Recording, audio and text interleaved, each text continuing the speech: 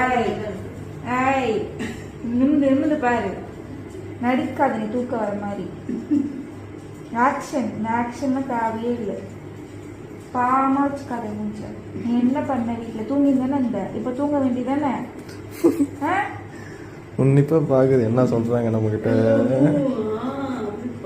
இப்பதான் வெடிஞ்சிருக்கா உனக்கு?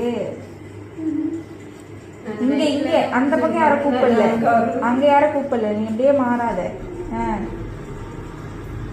நல்லா கொடுத்தாங்க, பாட்டில கொடுத்தாங்க, பத்து புடிச்சுக்கிற ஹாயா பிச்சு கூட வந்துச்சு. இப்போ தூங்குற சரியா? கழுத்து வலி போகுது. நல்லா கவக்கி